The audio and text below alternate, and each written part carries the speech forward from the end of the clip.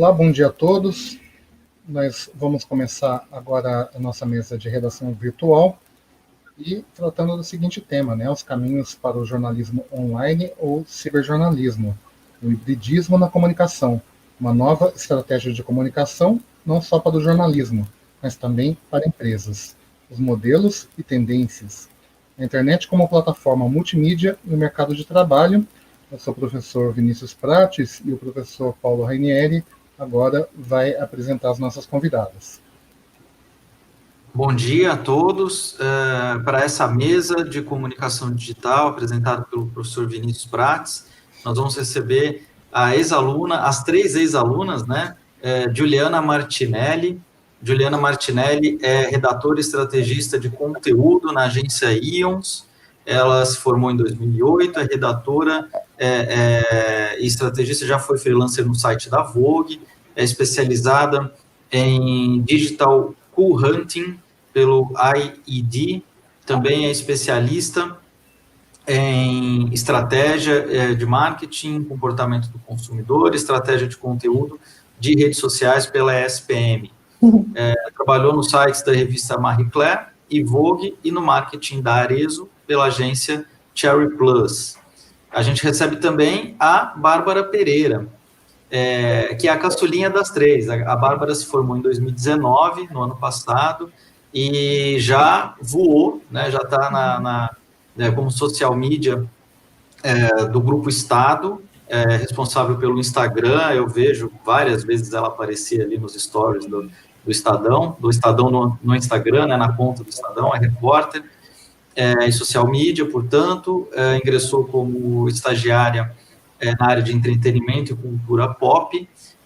Esse programa, né, esse conteúdo que ela produz para o Instagram do Estadão se chama Drops Estadão. Eu estava tentando lembrar o nome, li agora aqui, colei, né, para poder lembrar. Também produz noticiário interativo pelos stories, voltado, né, focado mais para o público jovem, com uma linguagem mais direcionada. Paralelamente, é criadora de conteúdos no blog da Bárbara, uma iniciativa dela, um conteúdo próprio, que está em atividade desde 2013, e aborda temas como viagem, gastronomia, moda, beleza e lifestyle. E recebemos também, para essa mesa, a Bruna Maniscalco, que se formou em 2013 e é gerente de Brand Solutions na Viacom CBS. É especializada em comunicação empresarial pela ESPM e pós-graduada na área, nessa mesma área, nesse mesmo tema, pela Casper Libero.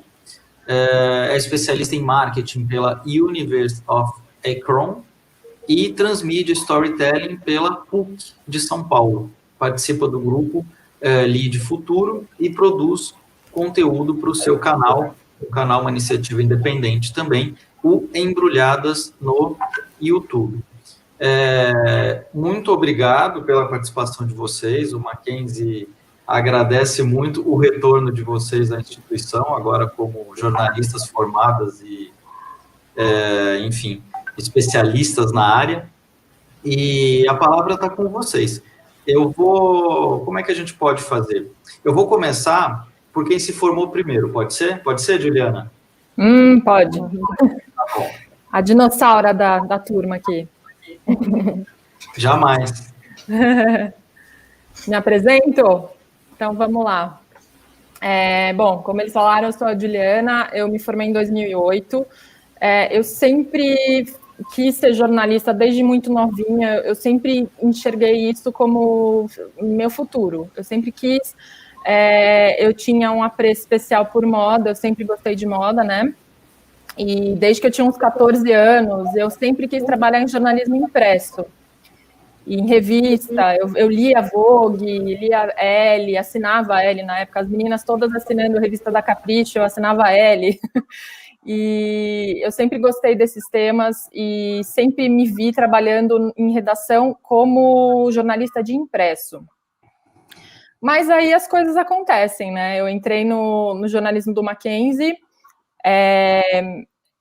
A gente brinca muito que quando eu entrei era tudo mato, Então, a internet ainda não era nem um pouco parecida com o que a gente tem hoje, né? Quando eu entrei, ainda não... Eu acho que quando eu entrei, se eu não me engano, o Facebook estava surgindo, ainda não tinha Facebook, e estava muito surgindo, a gente nem sabia da existência, a gente só foi saber da existência do Facebook um tempo depois, né? Que ele se popularizou.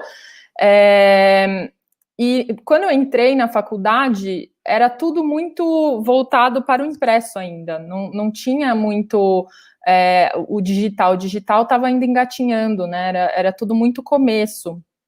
Então, o foco nas aulas, o foco dos professores, até para orientar a gente, era tudo muito no analógico, digamos assim. Era muito voltado para o jornalismo impresso, o jornalismo naquela época era muito diferente do que a gente vê hoje. Eu não sei se tão diferente, mas a gente está falando de 12 anos atrás, pode até não parecer tão diferente, mas era diferente. Então, eu fui entrando em contato com coisas na faculdade que me apontavam sempre uns caminhos novos, assim, tanto que eu me formei em jornalismo e acabei trabalhando depois, um tempo depois que eu saí de redação, eu fui trabalhar em marketing, que foi uma coisa que na faculdade eu descobri que era uma paixão, né, que era uma coisa uma matéria que eu ia super bem. Eu tinha aula com a professora Vanessa, não sei se algum de vocês já tem aula com ela, tiveram aula com ela.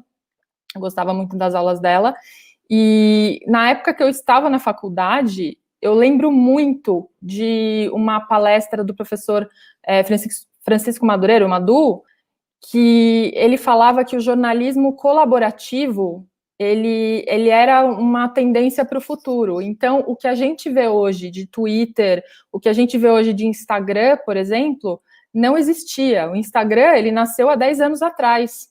E ele nasceu não com uma intenção que é como a gente usa hoje. Ele nasceu com outra intenção, né? De compartilhar fotos naquele momento. Tanto que você não podia agendar. Era muito diferente do que a gente vê hoje.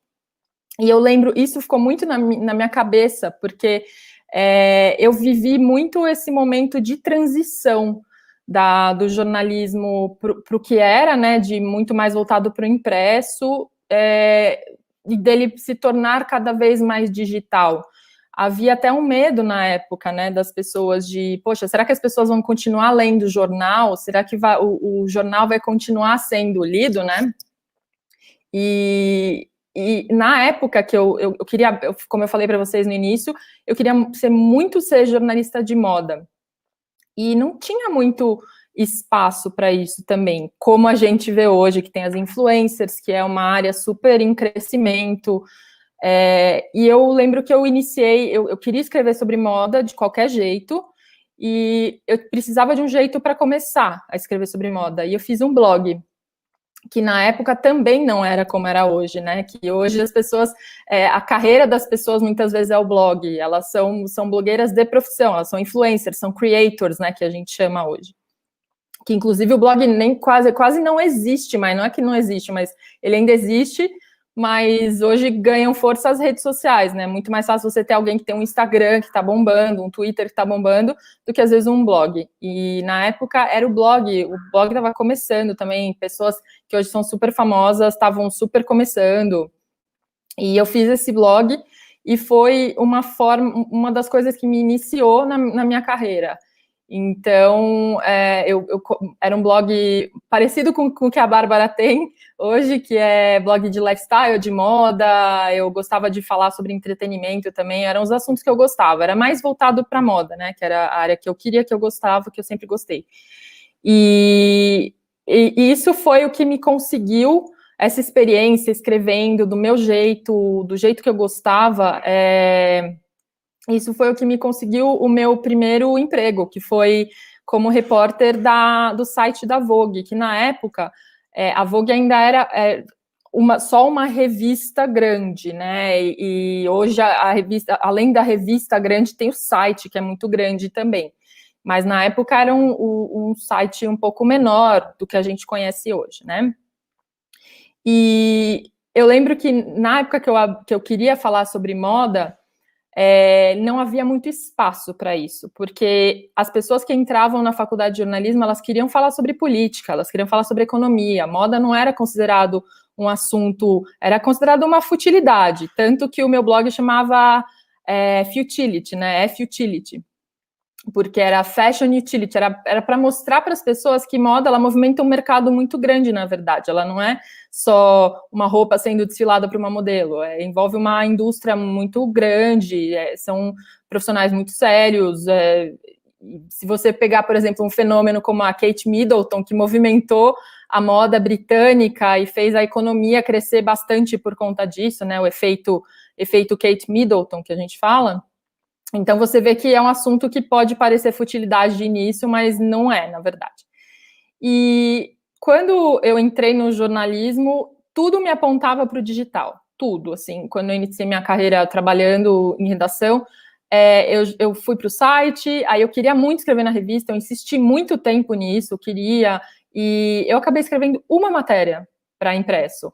E todas as minhas matérias, se vocês olharem meu portfólio no LinkedIn, todas as minhas matérias são digitais, né? Então, foi uma área que com o tempo eu fui sendo abraçada por essa área, e graças a Deus, porque hoje é o que domina, né? A gente está aqui numa mesa conversando sobre comunicação digital, e a gente está vivendo uma pandemia em que tudo que a gente faz é digital, praticamente, né? Se a gente estiver obedecendo direitinho o isolamento, tudo que a gente faz é digital. Então, daí, depois da Vogue, eu acabei trabalhando um tempo na Marie Claire também no digital, também como repórter, mas enquanto na Vogue eu trabalhava bastante com moda, entretenimento, cobrindo São Paulo Fashion Week, e é muito engraçado, se você for pensar cobertura, como eram as coberturas na época que eu comecei, e como elas são hoje, não tinha uma pessoa com celular mandando em tempo real as informações, entendeu? Eu estava cobrindo, às vezes, primeira fila de um desfile, ou um backstage, mesmo na Marie Claire, que eu era repórter de beleza, eu fui repórter de beleza da Marie Claire, né? E a gente cobria backstage, anotava num caderninho mesmo, e ia correndo pro lounge para escrever, assim, para a sala de imprensa para escrever. Então, não era tão dinâmico quanto o dinamismo era das nossas pernas, né? De sair correndo pela São Paulo Fashion Week afora para poder escrever o que a gente tinha de conteúdo. Então, eu vivi muito essa transição. Quando eu estava saindo da Marie Claire, eu lembro que eu tinha um celular que conseguiu captar o Wi-Fi da Bienal, e aí eu consegui mandar 3 fotos para minha editora, que eu tinha tirado num backstage, a gente conseguiu um espaço na home, na época não lembro, acho que era... Não era acho que era da Globo.com, não lembro. Enfim, a gente conseguiu um espaço na home porque eu tinha conseguido mandar as fotos antes para ela, então, assim, era muito diferente do que é hoje.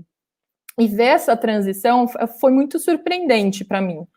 E, em seguida, depois que eu trabalhei na Marie Claire, eu fui entrando em contato, como eu disse, né, sempre gostei muito de marketing. E eu comecei a trabalhar no marketing da 284, que era a marca dos filhos da Eliana Tranchesi, que era dona da Daslu na época. E naquela época, eram as primeiras influencers que estavam surgindo, né? As donas da marca, elas influenciavam as meninas, então as meninas queriam saber tudo que elas vestiam, queriam todas as roupas, maquiagem, tudo delas. E os eventos, elas iam... a forma como a gente fazia marketing naquela época também era diferente, né? Porque não era apesar de eu ser head de conteúdo do marketing da 284, o conteúdo em si era muito mais blog, a gente não trabalhava redes sociais ainda, era uma coisa muito limitada, assim. E esse era o tipo de marketing que a gente fazia na época. Eu estava saindo de lá, e aí, eu fui, depois de lá, eu segui para Arezzo, que foi onde eu fiquei um pouco menos de tempo, mas eu entrei na Arezzo para coordenar o contato com a agência de digital que trabalhava para a Arezzo na época, e o digital já estava muito mais evoluído nessa época. Então, o Instagram já estava começando a ser mais usado quando eu saí da 284, e usado de outras formas que não eram a do Instagram, da época, né? Eles estavam começando a entender que o Instagram, ele era uma ferramenta bastante bacana para você promover os seus produtos. Só que ainda não era uma coisa assim tão aberta como a gente vê hoje, que tem tag de compra, que as pessoas de fato vendem pelo Instagram. Era tudo muito no começo, né? Você vê, o Instagram tem 10 anos, isso ele tinha acabado de surgir, porque eu trabalhei, era acho que em 2010 mesmo, então, ele tinha acabado de surgir. E depois da Arezzo, eu fui trabalhar em uma agência digital. E quando você vai para uma agência digital, sua cabeça se expande, né? Diante de tudo isso que eu tinha vivido na minha carreira até então, eu cuidar do marketing, da parte de conteúdo de marketing, criar estratégias de digital para marcas grandes, né? Que eu cuidava de marcas internacionais na agência que eu trabalhava, que era Cherry Plus. E era uma agência voltada para o mercado de moda e beleza. Então, tinha esse espaço. A gente trabalhava muito mais Facebook e muito mais Twitter. Influencers já estavam entre nós, digamos assim. Elas já existiam, já estavam cada vez mais crescendo. A gente, só fazer um paralelo, eu falei, né, mais cedo de blog, e existia também um medo muito grande dos jornalistas na época que começou a bombar essa história de blog, de perder espaço para blogueiras, porque eram pessoas, a gente estava num período, inclusive, que não precisava mais de diploma para exercer o jornalismo, então abria muito espaço para muita gente que não era jornalista escrever. Então, existia um medo muito grande das blogueiras assumirem um posto que era dos profissionais da área. Eu lembro que a gente discutia muito essas questões na aula, enfim, entre a gente como profissionais, a gente discutia na mesa do bar e nos restaurantes, quando a gente se encontrava, e se a gente vê hoje, eu acho que tem espaço para todo mundo, né? Temos jornalistas muito gabaritados que continuam trabalhando muito bem na área, que são profissionais assim que os jornalistas de hoje nunca perderam espaço, mesmo a galera que se formou comigo, ninguém perdeu espaço por conta disso, pelo contrário, a gente se reinventou, né? A gente entendeu que era a onda a ser surfada essa, né, do digital. Então, até se eu puder deixar um conselho, é esse: fique sempre de olho no entorno, no que está acontecendo no mundo, porque o TikTok que surge hoje, ele vai ditar muitas das coisas que vão surgir daqui para frente, por exemplo. Se vocês perceberem, o TikTok hoje em dia, muito da estética do que está sendo feito nas campanhas, né, que hoje eu trabalho muito mais com publicidade do que com jornalismo, apesar de ser freelancer da Vogue ainda. Muito da estética do que está rolando hoje é muito focada no que se faz no TikTok, por exemplo, que é uma rede super nova para a gente. Então, a gente teve, por exemplo, antes disso, a gente teve um Snapchat que surgiu e todo mundo ficou preocupado, será que vai ser o fim do Instagram? A Instagram foi lá e abocanhou todas as funcionalidades bacanas do Snapchat. Então, as redes sociais, elas vão mudando, a gente tem que estar sempre muito atualizado com o que acontece, com o que está sendo feito, e eu acho que muito do que eu tenho de vivência de carreira é relacionado a isso, a se atualizar, a pensar que, por exemplo, eu comecei querendo muito o jornalismo impresso, insistindo muito, mas eu nunca desisti disso, na verdade, porque eu acho que é um espaço muito que existe ainda, é muito grande, muito bacana, mas o digital ganhou uma força muito grande. Então, se todos os caminhos apontam para o digital, vamos nessa, entendeu? Tem que entender que o mercado ele vai evoluindo e a gente tem que evoluir com ele. Né? Um dos temas que a gente vai falar hoje é sobre mercado, então a gente já inicia dessa forma, a gente tem que evoluir também para não ser engolido, né? Então, depois que eu tive essa experiência na Cherry Plus, que eu trabalhei com clientes internacionais, inclusive, que eram os meus principais, né, clientes de moda internacionais. Eu fui depois eu fiquei freela há um tempo, que hoje em dia é uma coisa até que é muito comum, as pessoas dizem que, né, fala-se muito sobre empreendedorismo, sobre você trabalhar para você mesmo, você ter uma maleabilidade, uma flexibilidade muito grande de trabalho, né, e isso é uma tendência cada vez maior para o mercado. Antes, as pessoas só se viam trabalhando fixas numa redação, e você tinha que ir todo dia para a redação, naquele determinado horário, tinha plantões. Hoje você faz plantão de casa, você faz de onde você estiver. Se você quiser sentar numa praia, se tiver um Wi-Fi, tá feito, entendeu? Existe. Então, a comunicação, ela evoluiu nesse sentido também, de você conseguir ser um nômade digital, você conseguir trabalhar de onde você estiver. E isso, quando a gente pensa no que a gente está hoje, é uma coisa que a gente consegue. E há uns anos atrás não tinha essa possibilidade, né? Se acontecesse uma pandemia, por exemplo, no ano que eu me formei, provavelmente eu ia ficar em casa e não ia ter muito como trabalhar, assim, tipo, da forma como eu trabalho hoje. Então, a gente tem que pensar que não faz tanto tempo assim. Eu tenho 12 anos de formada, né? Eu me formei em 2008. E não faz tanto tempo assim. Então, como as coisas evoluem, né? Como a gente vê como era naquela época e como é hoje. E as coisas, a gente tem que ir se adaptando. Hoje eu trabalho também como estrategista de conteúdo e redatora numa agência.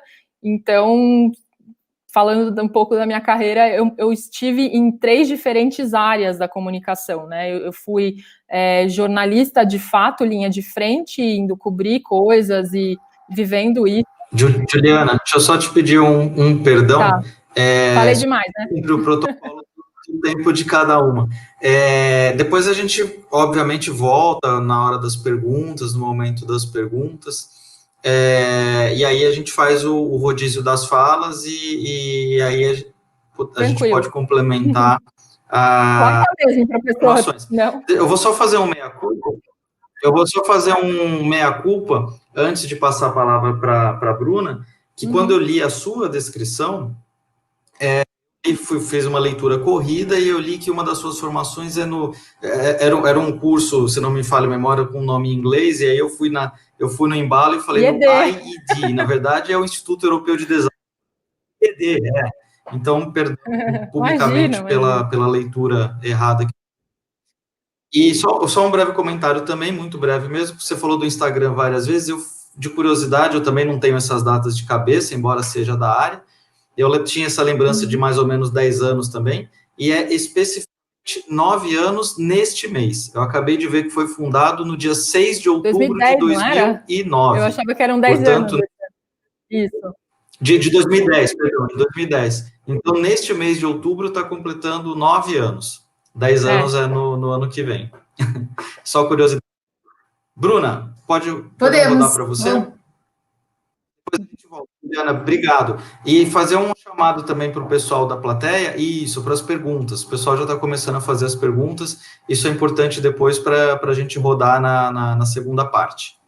Vai lá, Bruna. Bom dia. É muito chato, para falar a verdade, fazer isso virtual.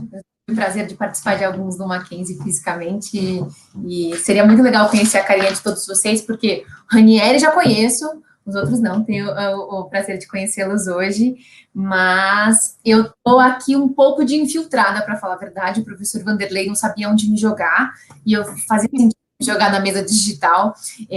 Eu trabalho hoje com branded content, multiplataforma e uma área de novos negócios. Mas antes de chegar ali, que tem muita coisa, eu vou começar bem diferente da Juliana. Eu adorei a história dela, que ela sempre quis ser jornalista. Eu também sempre quis ser veterinária. Minha vida era ser veterinária. Sempre adorei bichos. Aliás, meu gatinho e meu cachorro estão aqui do lado, enquanto a gente está nessa palestra. Sempre sonhei em ser veterinária e minha vida inteira era o que eu me imaginava, no consultório de avental. Acontece que no terceiro colegial, uma das minhas cachorrinhas morreu, e aí eu percebi que veterinário cuida de animal doente, não de animal bonzinho, né? E aí eu falei, putz, e agora? Eu faço, não tenho o que fazer, meus pais são administradores, ninguém na minha família podia me sugerir. Meu pai queria que eu fizesse direito, que eu fosse juíza de família, aquela coisa bem de família, para falar, filha, vai lá, não tem preocupação nenhuma, você vai ser juíza de família, trabalha pouco, ganha muito. Aí, um professor meu do colégio falou, Bruna, você é muito comunicativa, você já pensou em comunicação? Nunca tinha pensado em comunicação, não tinha contato com absolutamente ninguém que era da área de comunicação, e decidi me arriscar. Falei, vou fazer então jornalismo. Acho que faz sentido, mas eu fiquei em dúvida entre jornalismo e publicidade, falei, qualquer coisa eu faço um, depois o outro, e aí a gente vai se encaminhando. Comecei no jornalismo no Mackenzie, que nem a Juliana falou, no primeiro dia todo mundo quer fazer política. Na minha época já tinham muitas meninas querendo fazer moda, tinha de cobrir cultura, muita gente à vontade, e eu em desespero, porque eu não tinha noção do que eu queria na minha vida, porque nem jornalismo sequer eu queria. E aí, o que aconteceu foi que logo no segundo semestre, eu em crise total, apesar de gostar muito das matérias, você acaba gostando, né? Eu sou de humanas, essencialmente, de sociologia, filosofia. Minha mãe falou, vai trabalhar acho que vai fazer você sentir a área, e vai fazer você entender um pouquinho mais do que você pode fazer dentro da tua área, que teoricamente eu não sei nada, né? Minha mãe é administradora, meu pai também. Eu falei, então, beleza. Eu primeiro comecei na agência júnior do Mackenzie, foi um projeto interno, foi muito bacana, foi uma experiência bem legal, porque curiosamente eu nunca mais trabalhei em agência, a agência júnior foi a única experiência de agência, mas foi bem legal porque foi um período bem rápido e eu entendi como era o trabalhar. Depois, hoje não existe mais, mas tinha um programa chamado Fundap, que era um concurso público para você entrar nos órgãos do governo como estagiário. E aí eu passei no concurso e fui estagiária da assessoria de imprensa da Secretaria de Estado da Saúde, essa mesmo que tem trabalhado bastante nos últimos meses por causa do coronavírus. E eu tive bastante trabalho, nada comparado a uma pandemia global, mas foi bem na época que lançaram a lei seca e a lei antifumo, que não podia fumar dentro dos lugares, eu saía para blitz. Bem complicado você ser assessor de um órgão governamental, porque hospital público não é dos mais famosos, e quando são famosos não são por coisas boas, então estar do outro lado é um desafio bem bacana. Depois da assessoria de imprensa, eu fui para a Record, eu trabalhei na Record no núcleo de reportagens especiais, o núcleo de reportagens especiais na época era responsável pelo Câmera Record, pelo Repórter Record, pelas grandes reportagens do Domingo Espetacular e também do Jornal da Record, então uma divisão especial de grande reportagem dentro da Record, fiquei lá 1 ano, e ali que eu literalmente entrei em televisão e conheci parte do que eu sabia de TV, aliás, do que eu sei, eu aprendi ali pela primeira vez. Foi uma experiência muito bacana. Na época tive a oportunidade de cobrir até Olimpíadas, né? Porque as Olimpíadas de Londres, quem teve os direitos foi a Record, eu fui o time do Brasil, e aí tinha toda a questão. Isso foi, acho que foi a experiência mais legal, porque cobrir esporte, cobrir moda, acabava sendo grandes reportagens que se envolviam em tudo, né? Desde de coisas terríveis, como, sei lá, o assassinato do cara da IOC, até Olimpíadas de Londres. Por mais tonta e esquisito, foi exatamente isso. E aí foi um momento que eu cheguei e falei, televisão, não sei se eu quero isso, eu tô no estágio ainda, assim, se eu puder dar um conselho, né, que nem a Gil falou, né, se a gente pudesse dar um conselho, eu daria, né, que na nossa época a gente poderia dar. Putz, acho que no estágio é o lugar de arriscar. Não se preocupe em conseguir, em garantir o seu emprego. Essas, né, a gente às vezes fica, mas quando me efetivarem, você vai ser efetivado onde tiver que ser efetivado, a hora que tiver que ser efetivado, não se preocupe com isso. E aí, eu escolhi sair da Record, o que, nossa, na época era um crime, porque, nossa, e se você tivesse a oportunidade de ser efetivado? Eu falei, não, se tiver, vai ser depois, porque eu queria me envolver com marketing, exatamente o que a Juliana falou. Eu mudei completamente de área, fui trabalhar na Gouveia de Souza, que é uma das maiores consultorias de varejo do Brasil, e eu trabalhei com pesquisa de mercado. Eu nunca tinha aberto um Excel, sem ser para fazer conta básica, e entrei em pesquisa de mercado, fiz grandes trabalhos para Nike, para Riachuelo, foram projetos bem legais, e depois acabei me envolvendo dentro da Gouveia com marketing, publicação e eventos. A Gouveia, ela organiza vários eventos de varejo para o Brasil, e aí acabava que ninguém sabia gravar um vídeo, a Bruna sabia gravar um vídeo, quando via a Bruna estava entrevistando a Luísa Trajano, Caíto Maia, o Fábio. E aí, quando vi, eu caí de novo no jornalismo e na produção de conteúdo, que era algo que eu já fazia com bastante frequência, para falar a verdade. Eu tive super experiência também de participar do Mac Notícias, que foi um projeto aí dentro, no meu último ano da faculdade, tem dentro da TV Mackenzie, fui apresentadora, e foi bem legal, adorei a experiência. E aí eu me formei.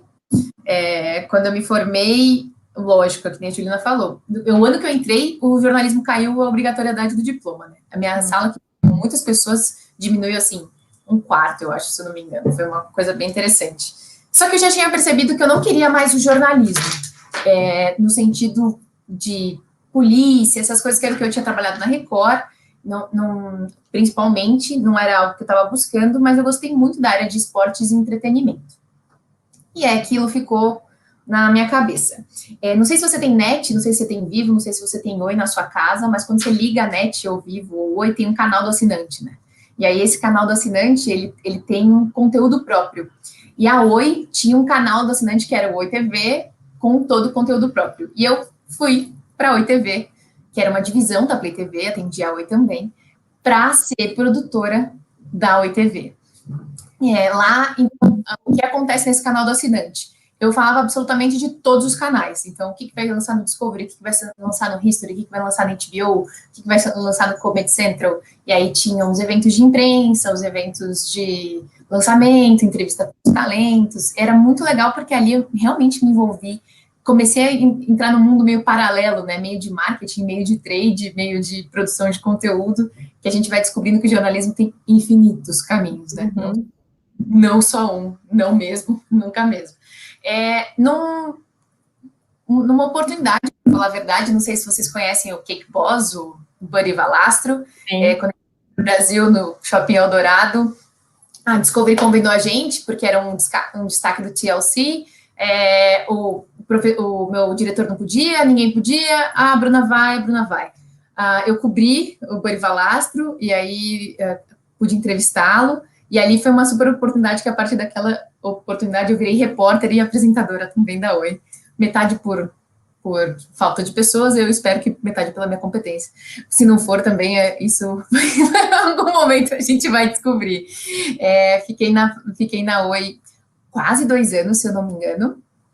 Foi uma super experiência, aprendi demais, entrevistei pessoas muito legais, tive contato com vários, e o mais legal de cobrir TVs por assinatura é que cada canal é uma coisa, né? Então eu tive a oportunidade de cobrir GNT com moda, MTV com música, Comedy Central com stand-up. Então cada hora eu aprendi uma coisa nova, Discovery. Eu entrevistei um caçador de crocodilos. Eu nunca imaginei que eu entrevistaria um caçador de crocodilos.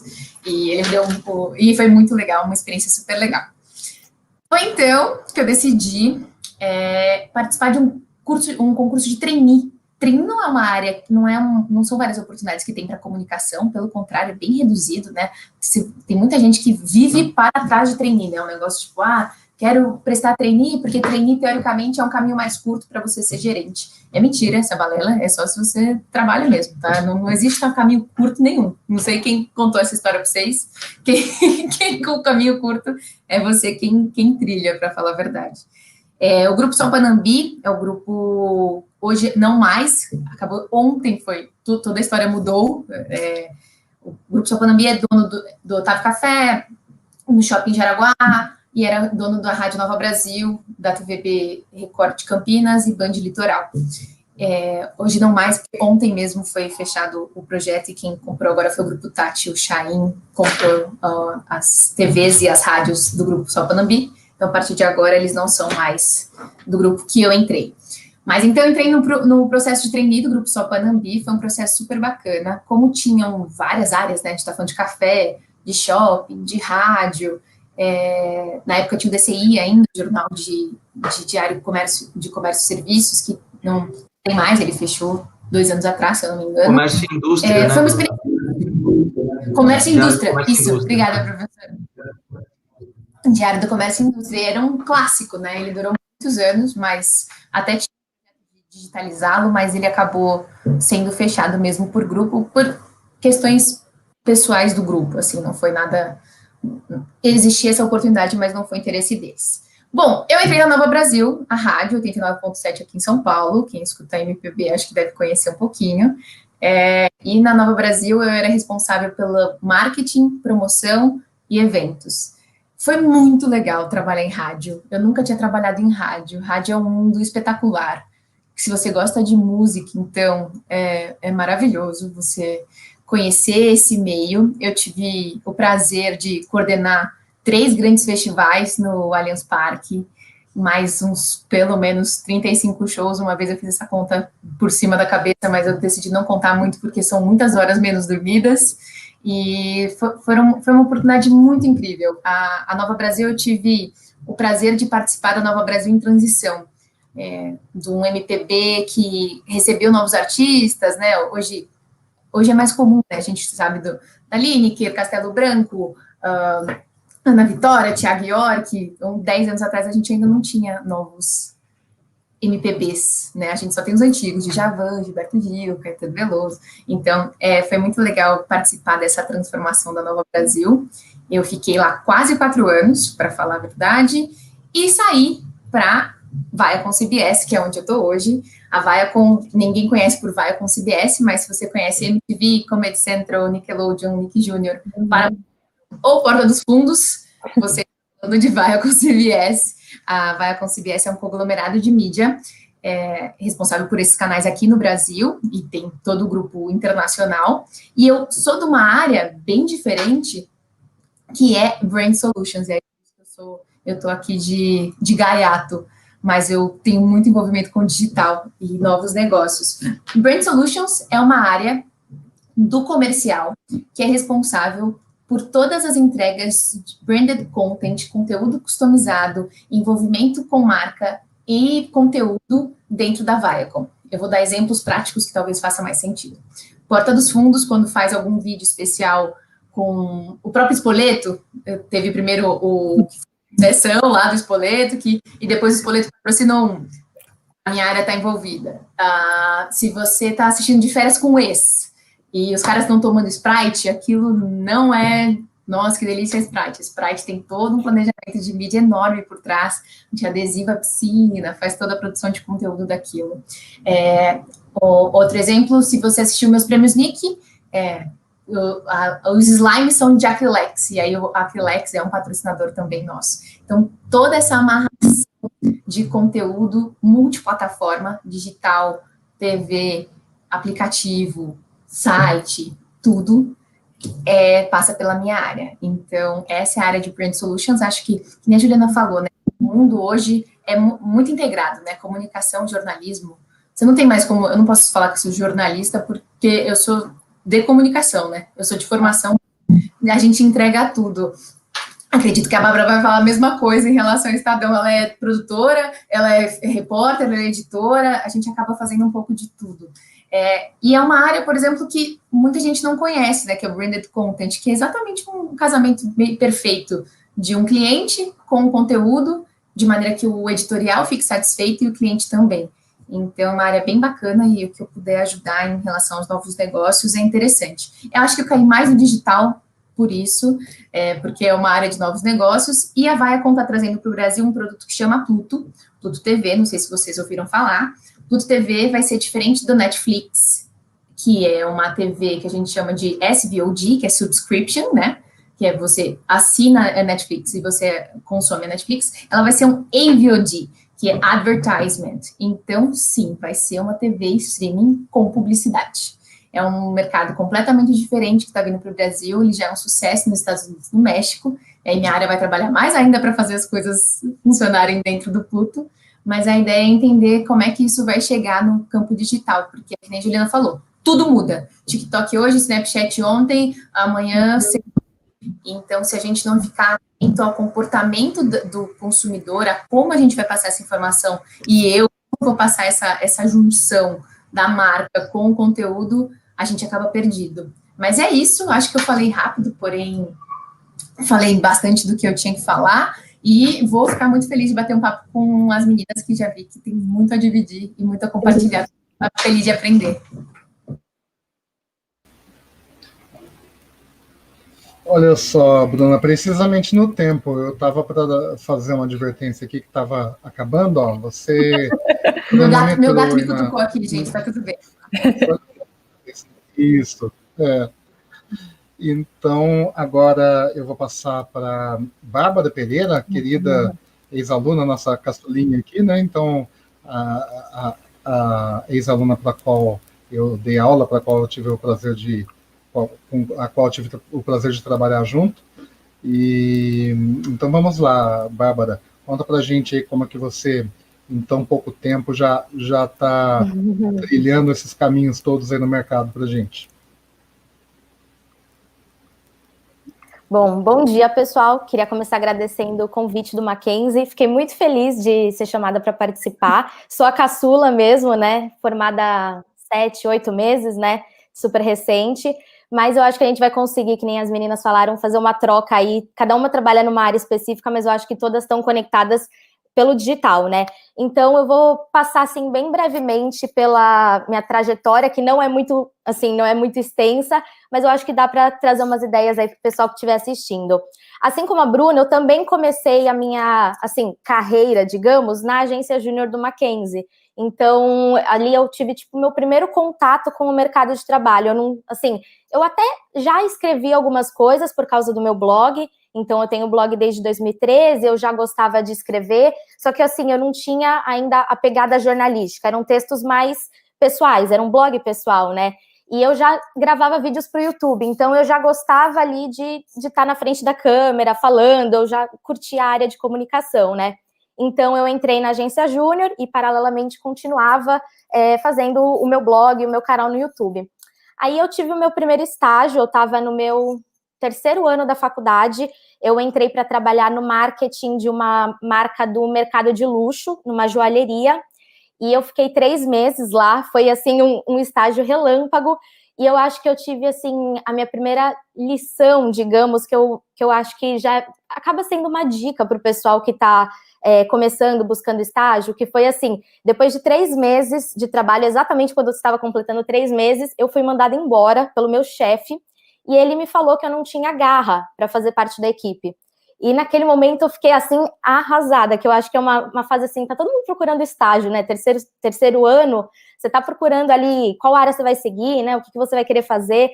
E aí eu fiquei assim, mega chateada, eu fiquei arrasada, porque eu tinha vontade de trabalhar no mercado da moda, eu tinha vontade de ter essa experiência, e aí tive uma experiência terrível, né? Assim, era uma marca legal, uma marca que eu admirava olhando de fora, e aí lá dentro eu tive esse primeiro baque. Então eu fiquei assim, super chateada, mas eu acho que aquilo serviu como uma forma de motivação, porque eu sempre fui uma pessoa que eu acredito que eu posso fazer coisas legais, sabe? Então eu trabalhei muito isso comigo para falar assim, não, isso não vai definir a minha trajetória, eu consigo procurar coisas legais.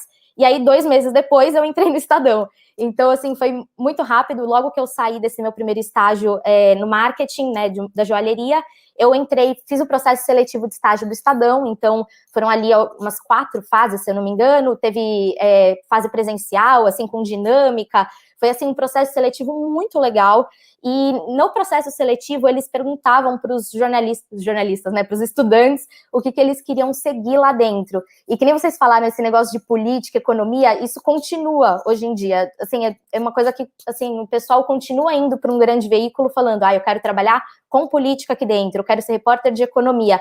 E eu era totalmente o contrário disso. Então, quando me perguntaram a área que eu queria seguir, eu falei, eu quero ir para entretenimento, eu gosto de cultura, eu gosto dessa área, mas assim, que era uma coisa que eu gostava de consumir. Então, eu acho que a melhor coisa é a gente produzir conteúdo sobre coisas que a gente gosta de consumir, né? Então, eu entrei, fui aprovada no processo seletivo e eles precisavam de estagiários justamente para a área de entretenimento do Estadão, que é o E+. Então, é uma editoria de entretenimento, cultura pop. Eu escrevi muitas matérias de comportamento mais voltadas para a área preventiva, às vezes de saúde mental.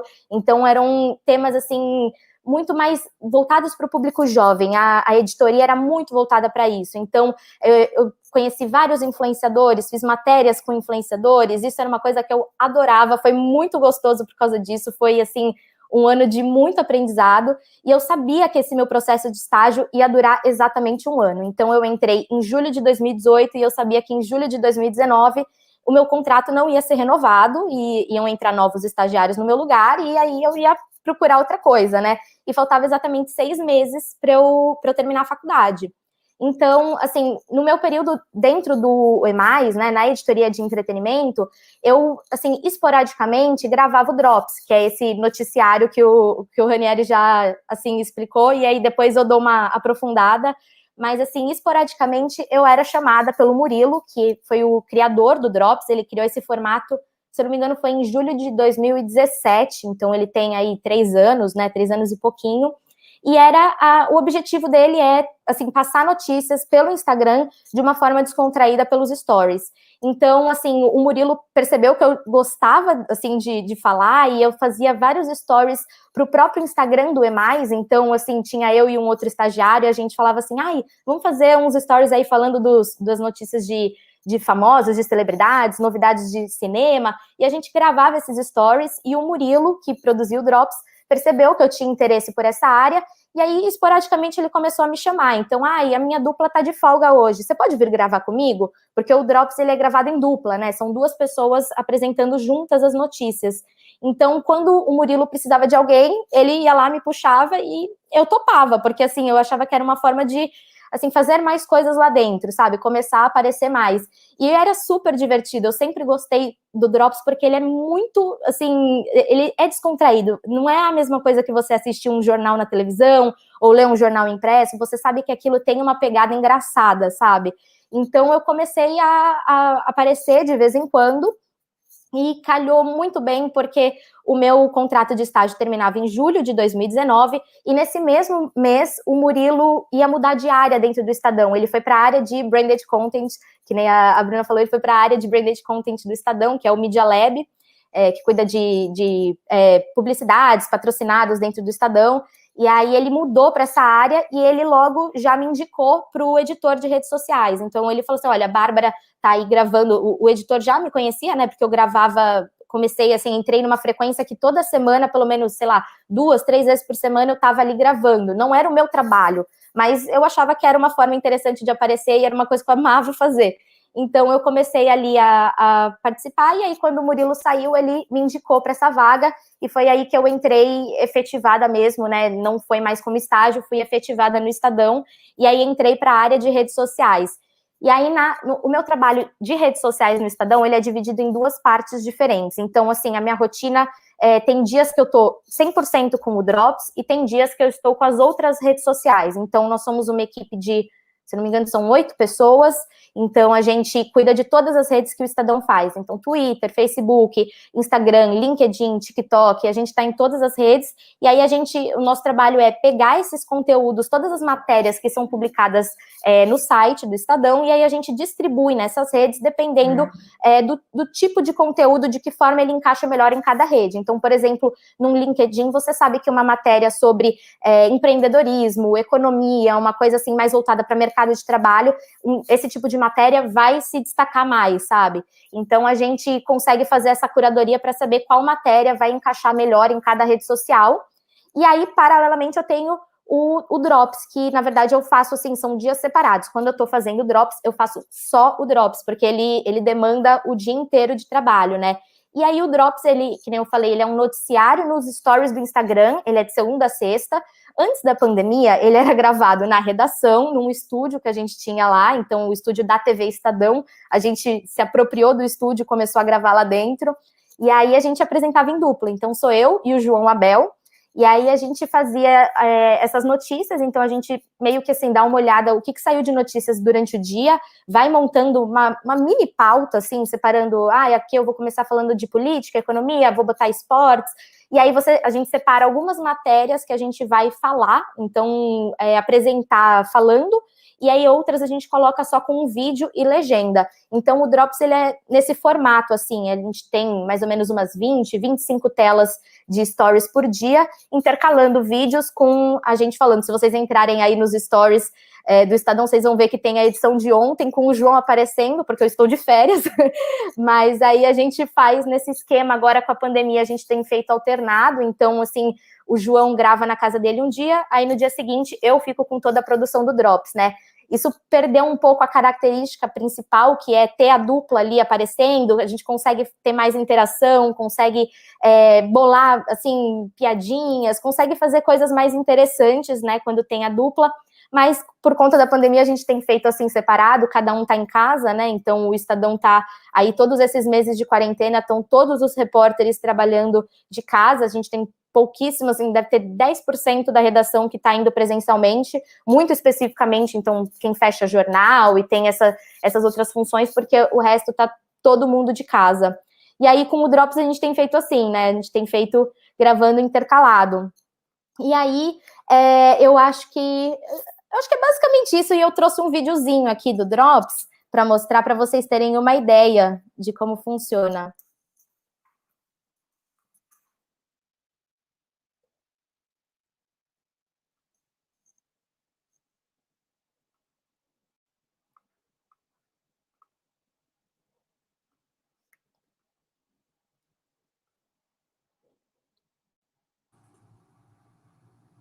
Vocês estão vendo a minha tela, não? Não. Deixa eu ver aqui onde é que faz. Cadê o Caixa para dar um suporte para a gente aqui?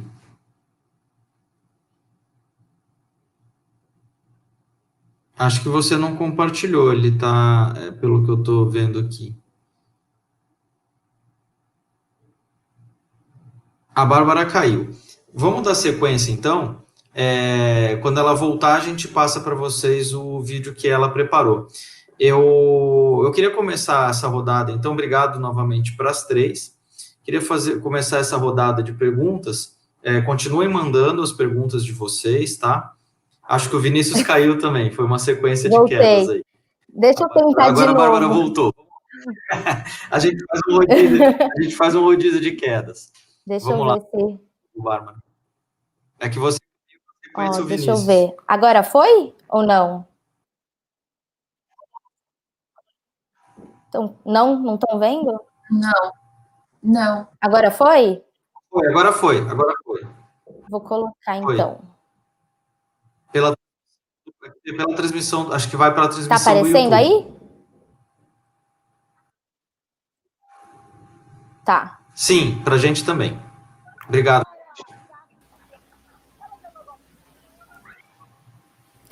Essa cena é maravilhosa.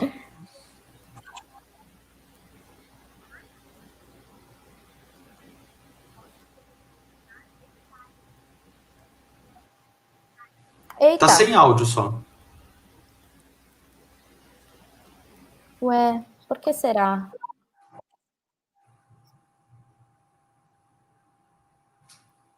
Compartilha de novo. Vamos ver se...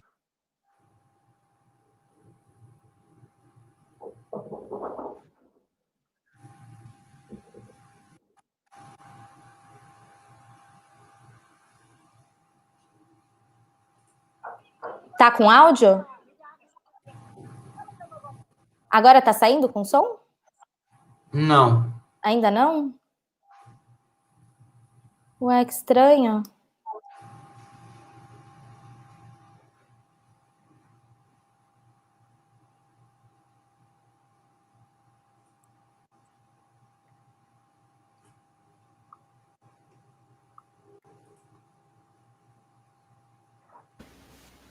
Acho que a gente podia passar para as perguntas, não, Paulo? E a Bárbara vai tentando colocar e É que eu acho que não tem como ela tentar colocar sem testar, né? Ah, entendi. Vamos só fazer uma última tentativa, então. Se não der certo, aí tudo bem. Ó, o Caixa manda para ele o vídeo separado e aí ele faz tá? Aí beleza. Sim, aí a gente segue. Aí tem razão, Vinícius. Aí a gente segue aqui, então. E quando o Caixa arrumar lá, a gente volta. Eu queria começar com uma primeira pergunta. Eu vou tentar seguir mais ou menos uma ordem cronológica das perguntas. O professor André Santoro manda aqui pergunta para todas, mas eu vou pedir licença para ele, para vocês, para direcionar. Porque às vezes quando a pergunta fica geral, as respostas ficam um pouquinho repetitivas e acho que a gente pode direcionar de alguma maneira. Eu vou mandar para a Bruna, então, aí a gente vai intercalando aqui. Conhecer muito bem estratégias de comunicação digital hoje é pré-requisito para atuação em outras áreas ou segue sendo um nicho mais independente? Acho que tá claro, né, a pergunta. O jornalismo digital sempre foi visto muito como uma coisa setorizada, né? Eles do digital, eles do núcleo digital, eles da editoria digital, quando na verdade foi invadindo as outras coisas e foi se tornando transversal, né? Então, se você acha que conhecer bem essa estratégia de comunicação digital vai ser útil, né, só para um nicho específico ou vale é pré-requisito para todas as áreas do jornalismo? Totalmente, professor. Acho que eu vou até roubar uma palavra sua, Ranieri, o transversal. É exatamente isso. O digital, ele tá na entranha, absolutamente, de todas as entregas que a gente tem no digital, e acredito que não seja só um pré-requisito, como é um diferencial. Eu acredito que pré-requisito é para quem quer fazer diferente, né? Eu mesma no cursos na IAB, por exemplo, que é o Instituto de Advertising do Brasil, sobre fundamentos do digital, de como cobrar o digital, porque é uma coisa que eu não sei, eu sou jornalista, então eu sei escrever para o digital, mas eu não sei como cobrar, e a minha área precisa. Então, eu acredito sim que, mais do que, acho que pré-requisito é uma palavra diferente do diferencial, né? Ele é pré-requisito se você quiser ser diferente nesse sentido. Qualquer coisa que você puder aprender a mais e entender a mais na comunicação é sempre bem-vinda, é que nem a Bárbara falou, né? Que as oportunidades que ela teve no Drops foi do tipo, putz, não tem ninguém aqui, não fazia parte do meu trabalho, mas eu me envolvi. Você ter um conhecimento de digital, de política, de uma plataforma nova faz muita diferença. Então, sim, acredito que mais transversal, ele é essencial. Legal. Vinícius, tem mais alguma? Sim, agora uma pergunta para Juliana, né, que foi feita pela Isabela Diniz, e ela está perguntando a respeito de uma plataforma específica aqui, que é o TikTok, né? Ela pergunta aqui, até que ponto o TikTok é efetivo quando é usado para criar conteúdo para marcas, né? E eu acho que é bastante oportuno também, porque a gente está vendo essa plataforma assim que parece tão, digamos, adolescente, né? Tá uma coisa assim tão de entretenimento, no centro de uma polêmica muito importante entre as duas maiores potências do mundo, definindo o resultado de eleição americana, né? Então, acho que discutir o TikTok vai além, assim, de uma coisa, de um modismo, de um comportamento passageiro e superficial, né? Mas ele chegou nesse ponto já de estar no centro de uma polêmica geopolítica global, né? Então, fala um pouquinho do TikTok, para a gente, como ele está sendo usado. Primeiro, agradecer a Isabela pela pergunta. Eu acho que o TikTok, na verdade, todo mundo está falando como se fosse uma rede social super nova. Na verdade, se eu não me engano, de 2016. E eu acho que foi 2016. E ele ganhou popularidade mais em 2019, né? E ela perguntou sobre o quanto é efetivo, né, para quando você cria conteúdo para marcas. E criar conteúdo para marcas no TikTok é uma coisa relativamente nova, porque a ferramenta em si, né, que é o TikTok, a rede social, ela tem sido descoberta ainda pelas marcas cada vez mais, né? Então, as marcas ainda não têm muito, inclusive, é relativamente novo aqui no Brasil um suporte para o TikTok. E para as marcas fazerem qualquer tipo de coisa numa rede social, elas têm que ter também um suporte, né? Melhores práticas, alguém que oriente de que forma essa mídia pode funcionar. E acho que, como a gente estava falando anteriormente sobre estratégias digitais, sempre que você pensa em uma estratégia digital para qualquer rede social, quando você pensa quando a gente fala de efetividade, a gente tem que ter em mente sempre o target que a gente quer atingir.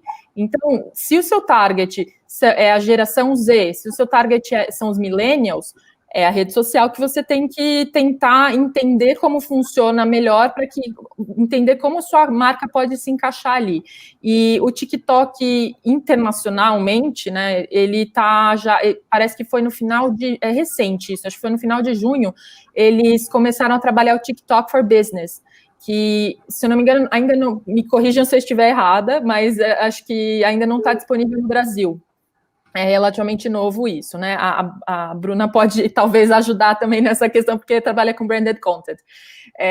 Então, sempre que você vai pensar numa estratégia, seja para TikTok, para Instagram, para Facebook, você tem que ter primeiro em mente quem é o seu público. O TikTok, por conta da pandemia e por ser uma rede social muito de entretenimento também, as marcas estão olhando muito para ela, porque na pandemia ele passou a ser usado muito mais como distração pelas pessoas. O TikTok não é só dancinha, ele não é só, embora as dancinhas sejam muito comuns, aqueles desafios, né?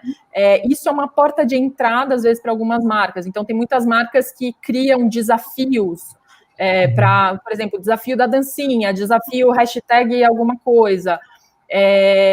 Eu sei que agora, com essa história do TikTok for Business, eles estão vendo formas da marca anunciar no TikTok. Então, parece que vão ter banners e vão ter intervenções de vídeo entre os vídeos, né?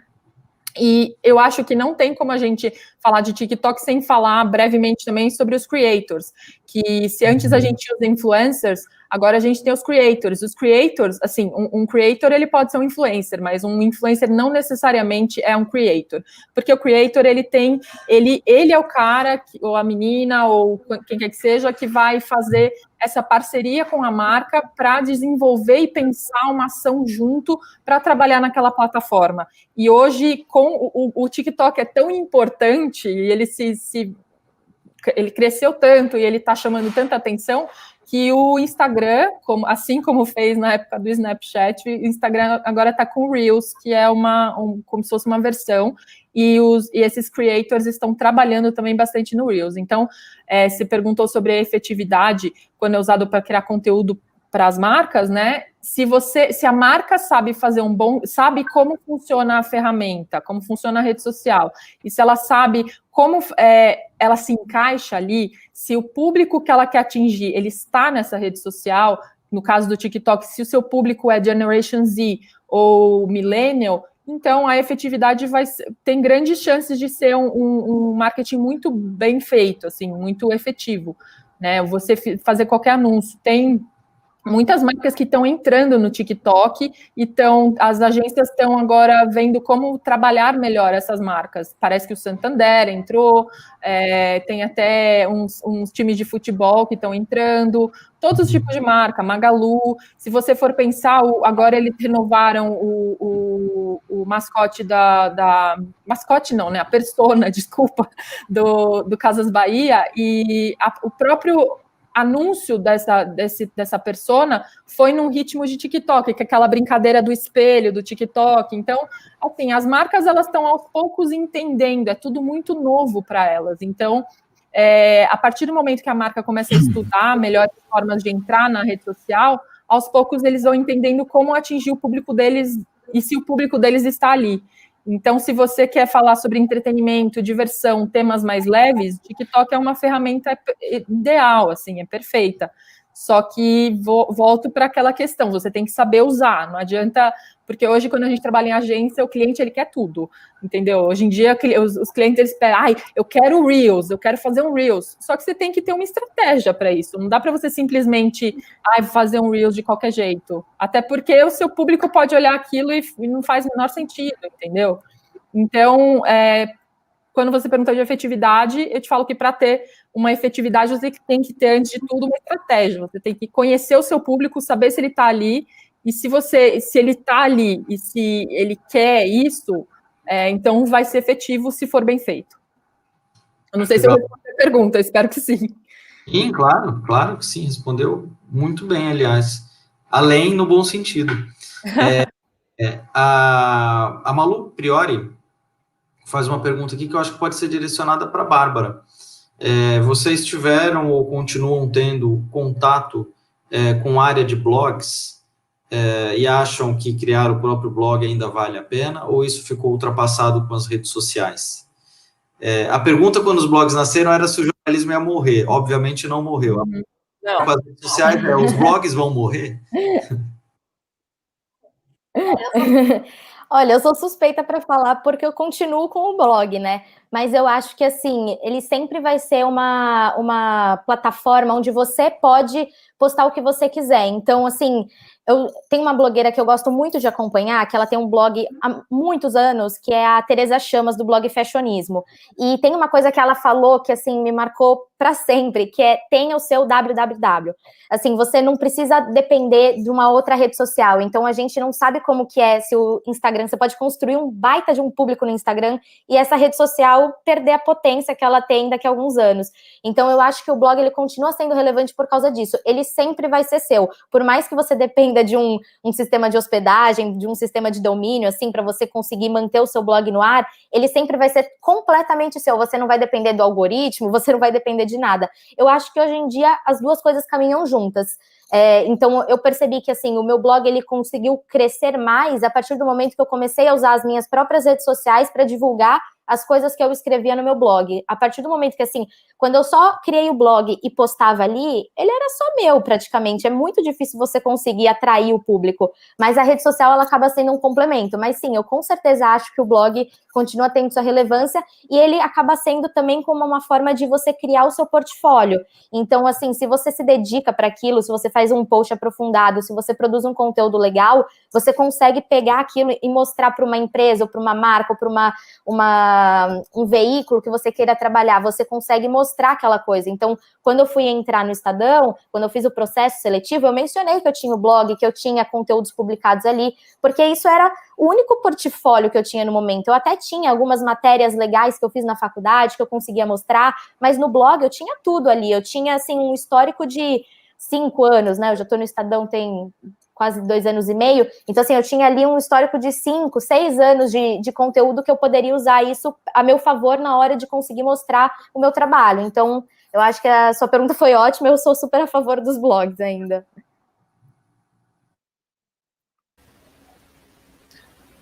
Legal. Então, vamos agora a mais uma pergunta. Tem duas participantes aqui que fazem perguntas que vão mais ou menos na mesma direção e que eu vou juntá-las aqui. É uma segunda pergunta da Isabela Diniz e a pergunta da Bruna Rios. Eu vou passar para a Xará, para a Bruna, e que ela está perguntando, vou pegar da Isabela aqui, né? Como você enxerga a relação do jornalismo com a publicidade na produção de conteúdo, principalmente no branded content, visto que você se formou em jornal e hoje está nesse meio? E a Bruna Rios também, né? Ela pergunta, por exemplo, aqui, sei que muitos jornalistas acabam indo para a área, né? A área de marketing, de publicidade. Mas o que, na opinião de vocês, talvez seja essencial para seguir nesse caminho? Quer dizer, o que você pegou do jornalismo e levou para a área de publicidade, de marketing, né? É muito legal a pergunta, obrigada, meninas. Acho que a primeira coisa quando você fala para os professores que você está trabalhando com branded content é que a gente foi para o lado negro da força. É a primeira coisa que eles comentam, porque publicidade, marketing, branded content é o outro lado do jornalismo. Mas uma coisa que eu sempre lembro, eu tive aula com o Sérgio Riso, não sei se a Gil ou a Bárbara tiveram aula também, e ele sempre fala que imparcial só o reino mineral, né? Na verdade, é a única coisa. E a grande questão do jornalismo, né, que a gente fala em relação ao branded content, é onde está a parcialidade. Para falar a verdade, o branded content, ele também é informação. Então, ele tem tanta responsabilidade com a verdade quanto o jornalismo em si. Então, a única coisa é que ele está sendo patrocinado por uma marca. E aí, assim como uma outra, por exemplo, a Folha, o Estadão, ou qualquer outro veículo que vai não falar os seus interesses, a outra marca também. Então, por exemplo, se eu estou fazendo algum produto para...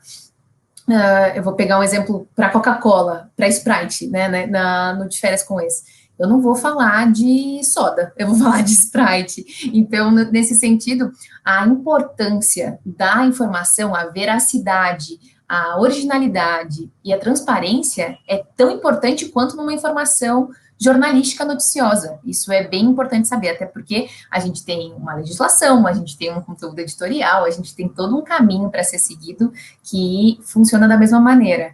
Então, acredito que eu puxe muito isso do que eu aprendi em faculdade do jornalismo, assim, sempre entender veracidade, originalidade, transparência da informação, ela sendo patrocinada ou não. E se ela sendo patrocinada, como é o melhor caminho para o cliente, para a MTV, Nickelodeon, Comedy Central, Porta dos Fundos, e para quem está assistindo ou consumindo aquilo de toda maneira. Acredito que isso é o mais essencial. Sempre seja honesto, sempre seja verdadeiro, sempre seja de verdade, né? Sem trabalhar com mentiras de jeito nenhum.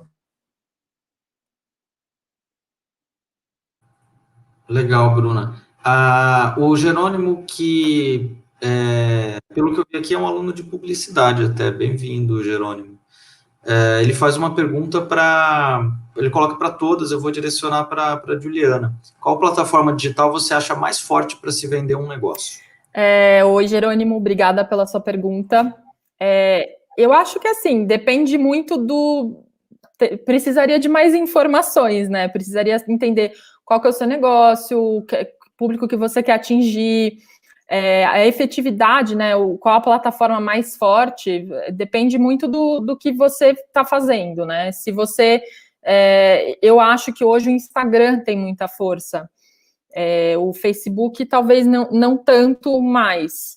Mas hoje, quando a gente fala de vender um negócio, a gente fala também de mídia, né? Aplicar mídia nisso.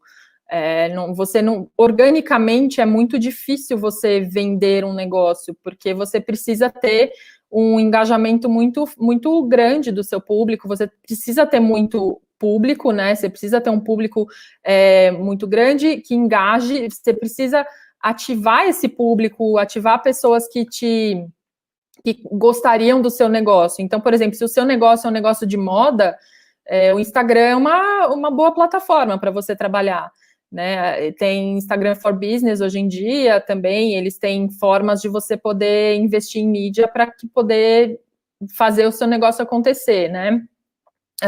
Eu gosto muito, as pessoas falam um pouco, né? Mas o Pinterest é uma rede social muito interessante para quem tem negócios, especialmente quem tem e-commerce, né? O Pinterest foi uma das redes sociais que mais cresceu. A gente fala muito de Instagram, TikTok, que é onde as pessoas estão mais visíveis ali, né? Mas o Pinterest, não sei se todos conhecem, é uma das minhas redes sociais favoritas, eu adoro. É como se você tivesse um mood board online.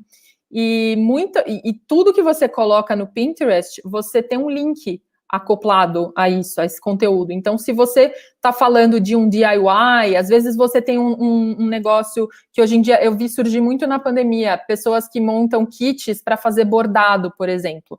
Se você tem um negócio desse tipo, né, que é mais voltado para DIY, você pode você pode colocar o link do seu e-commerce junto com a imagem ali do seu DIY, ou você produz um conteúdo bacana para a plataforma e o link vai acompanhando, ele vai rodando pela plataforma fora e pessoas de diferentes lugares podem entrar, podem se interessar pelo seu produto. Então, assim, para você criar uma estratégia de onde que eu vou vender melhor, onde que meu negócio vai se dar melhor, você precisa entender quem é o seu público, onde está o seu público, são muitas variáveis, entendeu? Não posso virar para você, acho que seria até um pouco irresponsável virar para você e falar assim, não, vai no Facebook que lá é o lugar. As meninas até falaram, as redes sociais, a questão do blog que a Bárbara falou e falou muito bem, essa coisa de ter um www é importante, porque a rede social do momento agora pode não ser mais a rede social do momento amanhã. O Snapchat era tido pelas pessoas como é a rede social para você fazer negócios, para você vender, milhares de estratégias sendo criadas. Onde está o Snapchat agora, entendeu? Está mais sumido. Então, eu acho que sempre que você for pensar em estratégia de venda, um plano de negócios, você tem que avaliar essas coisas, você tem que criar uma estratégia pensando quem é o seu público, o que é o seu negócio, onde ele se daria melhor, entendeu? Para você entender como é que tá, como você se encaixa ali, em qual você se encaixaria melhor, né? Eu não sei se eu respondi a pergunta, espero ter respondido, mas basicamente é isso.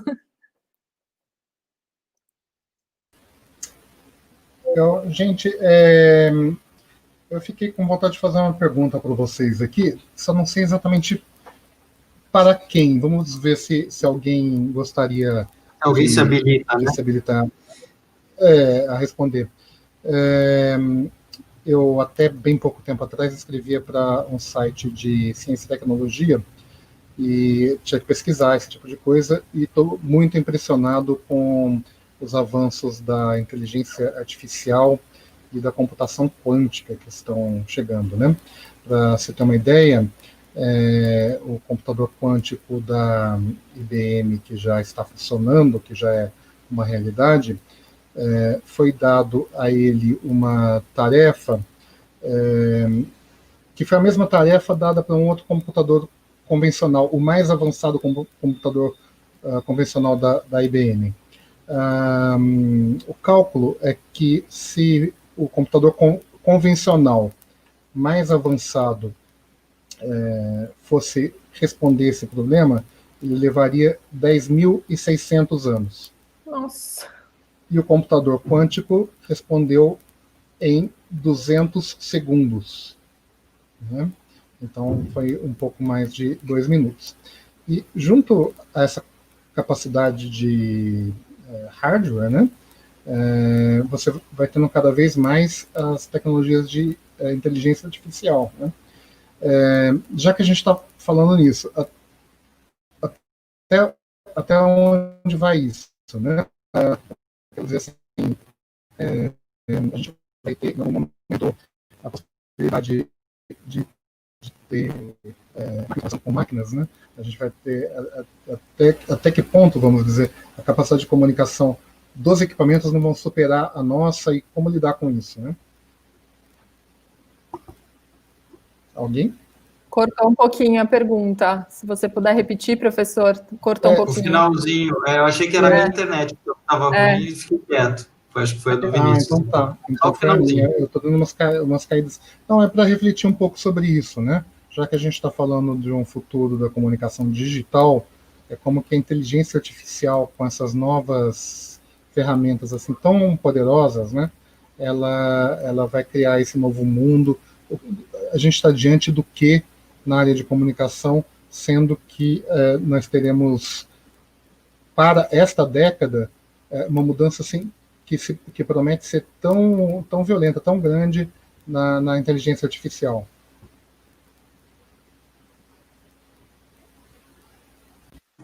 Acho que então eu vou falar um pouquinho, mas também sem... É muito legal uma pergunta sobre um computador quântico, porque realmente... Mas eu acho que eu vou devolver com outra pergunta, professora, se eu puder, assim, porque é algo que a gente está vivendo hoje, e eu quero perguntar para vocês também se faz sentido. Ao mesmo tempo, na Viacom, né, e eu acredito que todo mundo, a gente está vivendo um ano completamente atípico, que não tem nada a ver com computador quântico, que não tem nada a ver com inteligência artificial, mas com um vírus que teve que literalmente fazer com que todos nós mudássemos o nosso dia a dia de trabalho, né? Então, o que eu mais acredito, assim, é o que a gente está vivendo no dia a dia. 8 meses atrás, uma gravação remota era algo infinitamente mais caro, infinitamente mais demorado, infinitamente mais trabalhoso. Hoje a gente já está fazendo prêmios, o Miau foi totalmente remoto e foi um prêmio da MTV com maior audiência desde quando ele surgiu. Então, eu acho que uma pergunta dessa pergunta, né, que eu também me pergunto, para ser bem retórica, para falar a verdade, eu acredito que a gente vai sentir aos poucos, sabe? Eu não acredito que a gente tenha respostas prontas diante de computador quântico, de tecnologia, de um novo aplicativo ou de um novo comportamento do consumidor. A geração muda, o comportamento muda, o aplicativo muda e tudo muda, né? Talvez a geração de hoje com o nosso Orkut seria zero tipo de interação. Agora, e com o TikTok, por exemplo, eu faço vários vídeos com a minha prima que tem 14 anos e me sinto ridícula e ela tem 1 milhão de views. Eles dominam, né? Eles dominam a rede. E bate, e falei, cara, como assim? Como é que você consegue? Então, essa conversa, ela tem mais que uma variável, sabe? Não é só um computador quântico, são as variáveis do viaduto, sabe? Aquela coisa, é a geração com o momento, com o aplicativo, com as pessoas, com o que é oferecido, e eu acho o digital, estava conversando ontem com um amigo que é diretor de arte da Flag, né, e ele é responsável pela parte de Dark Social da Ambev, e eu nem sabia sobre Dark Social, né? Dark Social é toda a parte do social que você não consegue monitorar. né? Na verdade, é o que você lança, é a tua parte, né? A tua parte social. O resto, o que o Dark Social faz, não é responsabilidade sua. Essa é a maior preocupação de comunicadores que faz um plano de mídia maravilhoso, lindo, achando uma coisa maravilhosa, e alguém vira para você e fala que a sua lata nova de Pilsen parece um óleo de soja. Então, do Dark Social a gente não tem controle. E eu acredito que o digital, nesse sentido, ele tem esse maior... E aí eu vou puxar até que a Gil tem isso, né? Um curso de cool hunting, né? De olhar essa tendência, de ficar de olho, de entender qual que é o próximo passo. Seja ele vindo de um computador quântico, seja ele vindo de uma pandemia que surgiu na China e que ninguém achou que ia abalar o mundo inteiro como abalou, ou de qualquer movimento que às vezes a gente começa com uma coisa física e se torna um sucesso no digital, assim. Eu acho que hoje tudo é muito... Tô adorando as palavras de hoje, transversal. E porque o que começa no físico vai para o digital, volta para a televisão, às vezes a gente vai reencontrando as coisas de maneira muito cruzadas. Então, eu acho que não acho que a tecnologia vai nos dar respostas tão prontas. Acho que a gente tem que ter as perguntas simultâneas às respostas que ela vai nos dando, sabe? Acho que eu respondi perguntas, me desculpa, eu também tenho muitas dúvidas em relação a isso.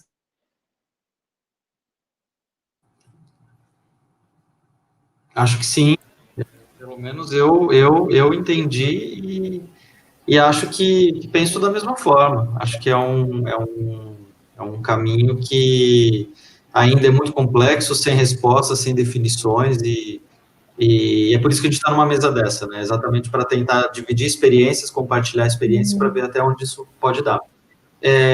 Eu tenho uma última, e aí a gente abre para o vídeo da Bárbara e para os minutos finais. É um assunto que a gente poderia ter a tarde inteira para seguir, porque né, é um pouquinho na linha do que o Vinícius está falando, mas não é exatamente sobre não é exatamente sobre o aparelho em si, ou o formato, enfim.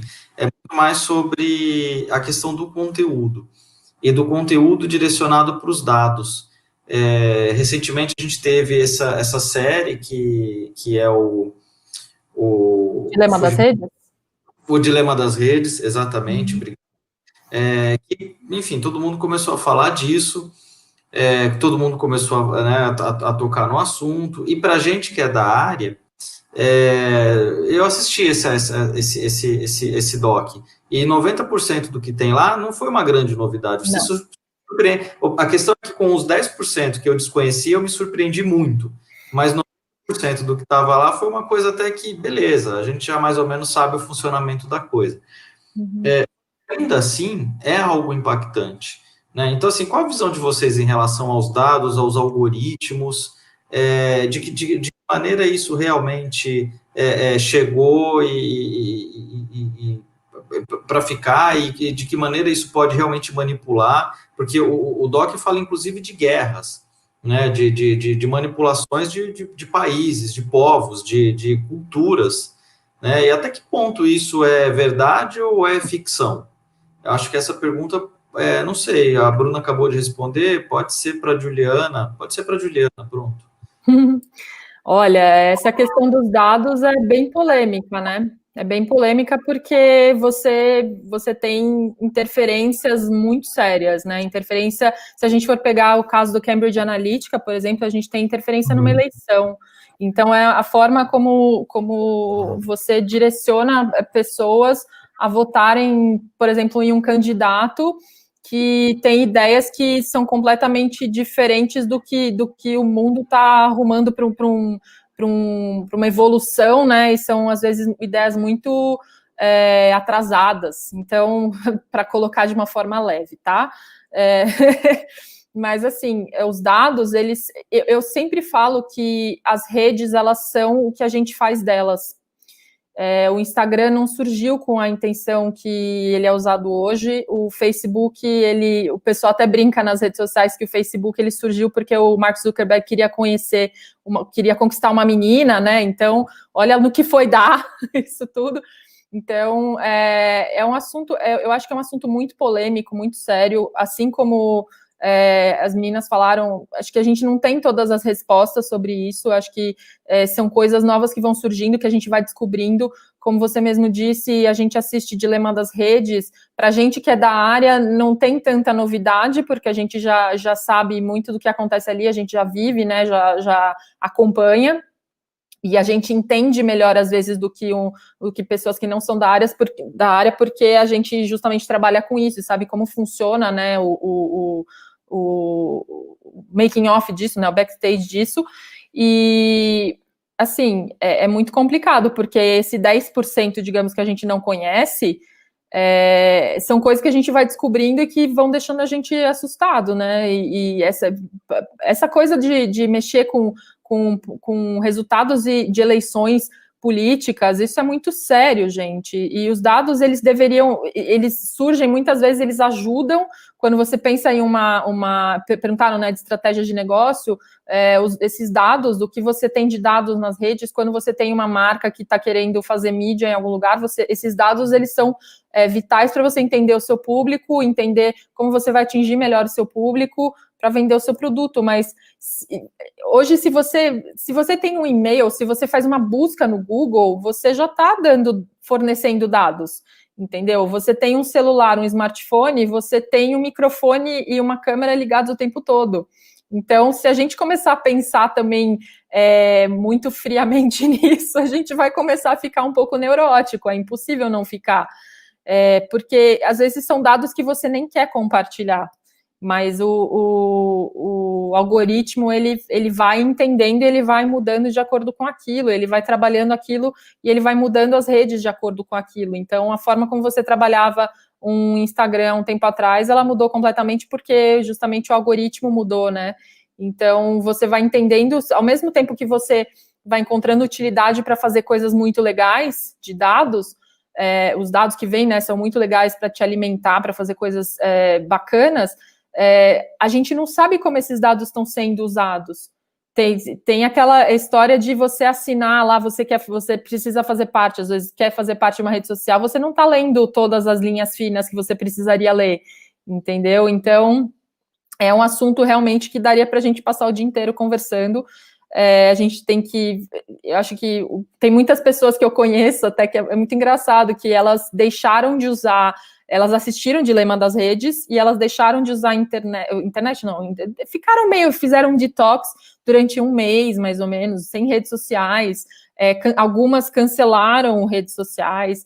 Então, assim, você tem que entender que não é também só, eu estou no Facebook, beleza, mas você está fazendo uma busca no Google, você tem a rede social, não é só a rede social, é a internet, ela faz parte da sua vida, é o digital, entendeu? A sua vida hoje, ela é obrigatoriamente digital. Então, você eventualmente vai compartilhar dados, e às vezes dados que você não gostaria que fossem usados, você vai compartilhar e eles vão ser usados. A questão é que isso fala-se muito de ter uma regra para isso, de ter uma legislação, né? A Europa estuda, eu não lembro, eles iam passar uma lei sobre uso de dados, ou eu não lembro se... A brasileira, eu acho que foi aprovada tem alguns poucos meses, não é? A LGPD, não é? Se eu não me engano, ela foi aprovada tem poucos meses, e ela, inclusive, fala sobre isso, de você pode fornecer os seus dados para uma empresa, mas se você quiser cortar totalmente a relação com essa empresa, ela não pode mais manter os seus dados salvos. Exatamente. Esse assunto rende. Esse assunto rende, não, e a forma, por exemplo, Cambridge Analytica, eles pegaram dados de pessoas que não tinham fornecido dados para aquilo, e eles usaram para poder disparar fake news e disparar e mexer em coisas que não se deveria mexer, né, originalmente, porque envolve democracia e, né, envolve uma escolha. Então, o que a gente está falando agora é um assunto que rende muito, são muitas coisas para se discutir, mas eu recomendo que as pessoas abram cada vez mais os olhos para isso, verifiquem o que ela... Sabe, a partir do momento que você vai entrar numa rede social ou vai fazer um daqueles quiz que você coloca todas as informações possíveis e imagináveis só para mudar seu rosto e ficar parecido com uma celebridade, pense um pouco antes de fazer isso, porque são dados, né? Você está fornecendo, de certa forma, dados. Por mais que seja, às vezes, seu nome, ele vai ter acesso ao seu nome, vai ter o seu nome no Google. Nunca tentem colocar o nome de vocês no Google, porque às vezes aparecem umas coisas assim meio bizarras, tipo... né? E é um assunto realmente que vai horas falando nisso, porque é uma coisa muito polêmica e é muito sério. O uso de dados hoje é muito sério e deveria ser mais discutido, de fato, deveria ser mais falado, deveria ser mais aberto para as pessoas. De fato, o que acontece quando você compartilha dados, as fake news, eu acho que é até um assunto que a gente acabou não falando aqui, mas é um assunto extremamente sério, que envolve muito a nossa área, porque, como jornalistas, eu acho que a nossa responsabilidade, o nosso dever é justamente... eu não sei se a palavra certa é educar as pessoas, mas esclarecer e ter um pouco de... assim, tentar sempre ajudar as pessoas a entenderem de que forma elas podem aproveitar e absorver melhor os conteúdos sem cair em fake news, sem cair nesse tipo de coisa. Então, você vê, a gente falou desculpa, fui até por um caminho que foi um pouco diferente, mas é porque tem a ver com dados, né, também. Dar os seus dados e usarem esses dados para te fornecer coisas. Eles vêm, às vezes, a informação que você coloca no Facebook, há um tempo atrás, você podia colocar visão religiosa, acho que, eu não sei se ainda pode, porque eu estou meio fora do Facebook ultimamente, mas você podia colocar visão religiosa, visão política ali, e isso são dados, né, é o que você está fornecendo, e a informação que chega até você, e isso ficou comprovado recentemente até, que o Facebook, eles meio que mexem nesses dados, né? Então, eles, por exemplo, acho que era um lance de não transmitir, diminuir uma determinada porcentagem de conteúdo de esquerda e passar uma porcentagem maior de conteúdos de direita, por exemplo, relacionados à política, né? Então, é muito grave, porque você não está vendo, de fato, um conteúdo que você gostaria, às vezes, de ver, que te interessa, você está sendo manipulado, né, de certa forma. Eu acho que, se a gente entrar nessa espiral, a gente vai ficar neurótico. Então, é sempre um lance de... O que eu falo é pesquisa, vai atrás, tenta entrar nessa de olhos bem abertos sempre, sabe? Ciente muito do que são as redes sociais, qual é a função delas. Tenta usar o máximo possível de uma forma positiva, entendeu? Tenta, se você for compartilhar algum conteúdo, por favor, verifica antes de compartilhar, lê na íntegra, tenha consciência de que você vai, se abrirem discussões, tenta não levar para um lado que vai sair um ódio ali, entendeu? Tenta levar pelo lado da conversa, da discussão. Enfim, legal. Começamos a falar sobre dados, falando não, isso, como você mesmo disse, daria, assim, uma conversa, assim, longuíssima e muito interessante, né? Infelizmente, a gente está já o tempo chegando ao final, né? Então, eu vou pedir para o nosso amigo Caixa, que está com o vídeo da Bárbara lá no ponto, para soltar, para que a gente possa ver, e daí, terminando, a gente volta aqui para se despedir, tá bom? Tudo bem?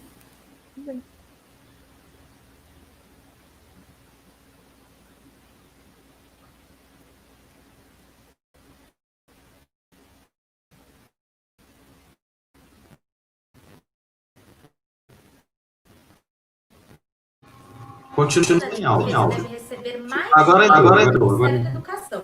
A proposta do governo Bolsonaro deixa a área de ensino com menos verbas do que militares pela primeira vez em 10 anos. Hey God, what's up? Hey Angel, did you give the dinosaurs more muscle like I asked? What? I told you to make them meteor. Make them a meteor. Meteor. Meteor. Meteor.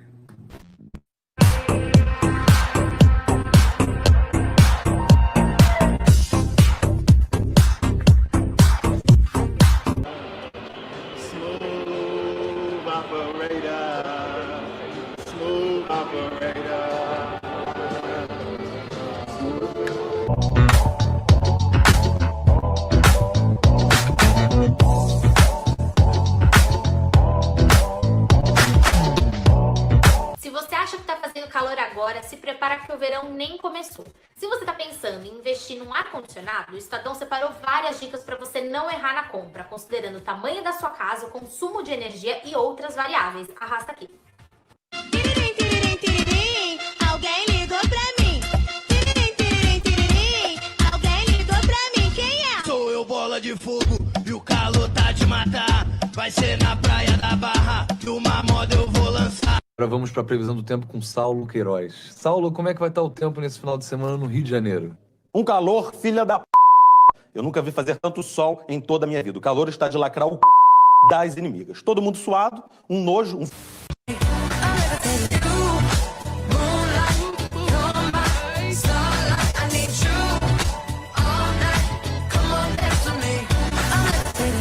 I'm one of the greatest, ain't no debating on it. Still levitated, I'm heavily made. Semente, semente, semente, semente, semente. Se não mente, fale a verdade. De que árvore você nasceu? De onde? São Paulo, onde eu nasci. Não queria sair daqui. Do centro de São Paulo, a periferia. Dar um rolê com os amigos era tudo que eu queria. Seasons change and I never let go.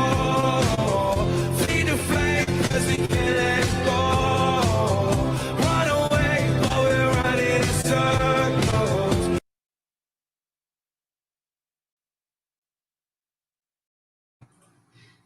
Muito legal, Bárbara, muito legal mesmo. Drops Estadão, né? Fica para quem quiser acompanhar e ver o seu trabalho lá.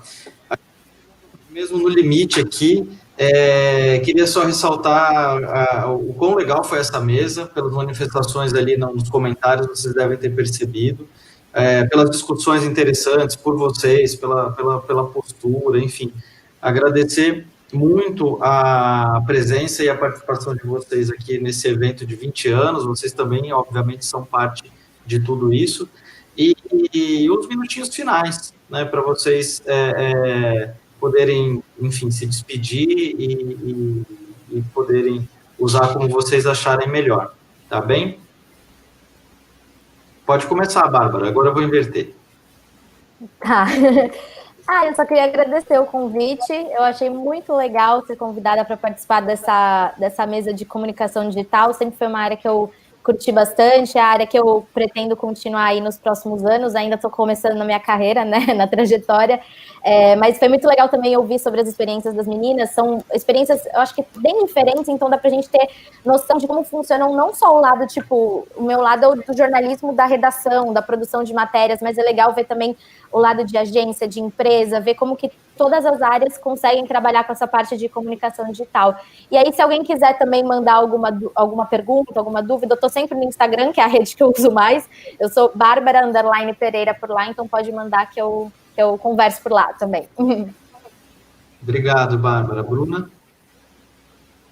Legal que a gente troca, aí eu continuo no meio. Isso é mais a questão falar a mesma coisa que a Bárbara. Não sabe qual foto colocar agora. Muito obrigada, de verdade, pelo convite, pela oportunidade. É sempre muito bom voltar ao Mackenzie, mesmo que virtualmente. Que prazer conhecer a Bárbara e a Juliana. Nossa, tanta coisa legal para aprender. Obrigada por terem compartilhado também.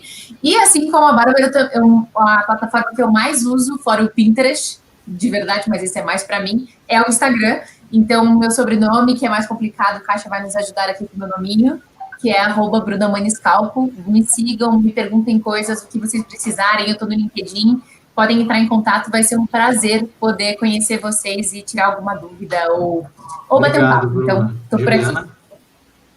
Gente, eu não sei nem como começar a agradecer.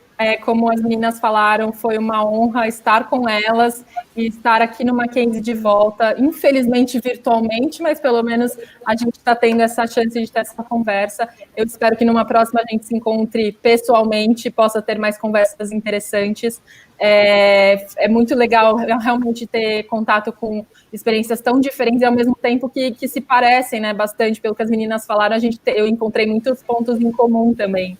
E eu também estou no Instagram, F_Utility, que eu voltei a ter a minha rede social original do blog, que ela é mais pública, então aí se vocês tiverem dúvidas, eu também estou no LinkedIn, estou no Instagram, podem mandar perguntas, eu vou ficar muito feliz em ajudar, da forma que for. Legal. E agradecer aos professores também pelo convite, pela conversa.